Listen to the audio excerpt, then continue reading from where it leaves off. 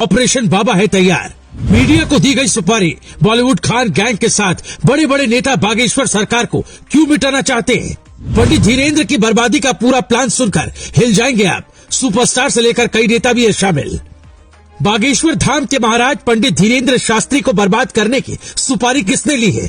एक अरबपति खान के घर रात के अंधेरे में हुई मीटिंग का सच क्या है? सुपरस्टार से लेकर कई नेता भी इसमें शामिल है। महाराष्ट्र में पूरी पटकथा लिखी गई और वहीं से बाबा के खिलाफ चाल भी चली गई है। बाबा को चुनौती दी गई कि अपनी शक्ति को साबित करें। कहा गया कि पंडित धीरेन्द्र शास्त्री डर कर भाग गए। मीडिया में पूरा एक कैंपेन चला जैसे किसी ने सुपारी दे दी हो। लगातार चैनलों पर प्रोग्राम चलने लगे। तब बाबा फिर से सामने आए, चुनौती को स्वीकार किया। बाबा ने छत्तीसगढ़ के रायपुर से मुंबई को हिला दिया, बॉलीवुड को दहला दिया और पूरे मीडिया के सामने चमत्कार दिखा दिया। लेकिन पंडित धीरेन्द्र शास्त्री के खिलाफ अगर ये साजिश है तो छोटी नहीं है। इसके पीछे बहुत बड़े लोग हैं, कई गैंग है। इसके पीछे की पूरी क्रोनोलॉजी समझिए। जैसे ही पंडित धीरेन्द्र शास्त्री ने पठान फिल्म का विरोध किया तो उनके खिलाफ अंधविश्वास चिल्लाते हुए कुछ लोग आ गए। उन्होंने मीडिया पर मजमा लगाया और शुरू हो गया कैंपेन। बाबा को ढोंगी बताया जाने लगा। पंडित धीरेन्द्र शास्त्री को चुनौती दी गई थी कि वो अपनी शक्तियों को साबित करें। पंडित जी ने चुनौती स्वीकार की और कहा कि जिसको जो देखना है वो दरबार में आकर सारा सच देख ले। लेकिन ढोंगी कहने वाली अखिल भारतीय अंधश्रद्धा निर्मूलन समिति से कोई भी बाबा के दरबार में नहीं आया। फिर भी छत्तीसगढ़ के रायपुर में महाराज धीरेन्द्र शास्त्री ने चमत्कार दिखाया, वो भी पूरे मीडिया के सामने। मीडिया वालों की भी कुंडली बताई। ये सब दरबार में होता है। दर्जनों पत्रकारों की भीड़ से वो रायपुर के महिला पत्रकार को चुनते हैं।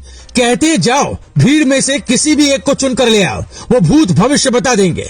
रायपुर के महिला पत्रकार एक को चुनती है। अब वो मंच पर थी, अपनी व्यथा सुना रही थी। आशीर्वाद पाकर नीचे उतरने के बाद ये महिला पुलिस की एएसआई निकलती है और पूरी आस्था बताती हुई नतमस्तक हो जाती है।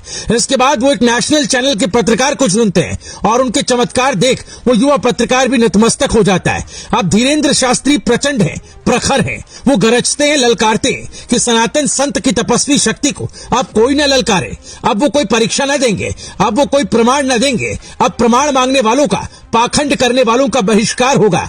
धीरेन्द्र शास्त्री ने चुनौती उन ईसाई मिशनरी और मुस्लिम धर्मगुरुओं को दी है जो चमत्कार करने का दावा करते हैं। ये चुनौती है कि जिस तरह उन्होंने कैमरे पर यह साबित किया वो भी करके दिखाएं।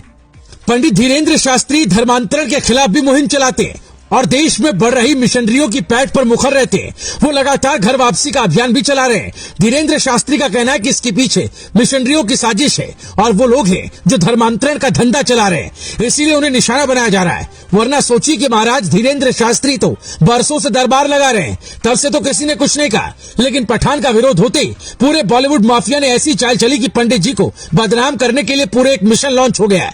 उन्हें बर्बाद करने की पटकथा लिखी गई। इसमें कौन कितना सच्चा है और क्रोनोलॉजी क्या कहती है, इसका फैसला हम आप पर छोड़ते हैं। आप ही तय कीजिए महाराज धीरेन्द्र शास्त्री जो कह रहे हैं वो अंधविश्वास है या तपस्या का फल।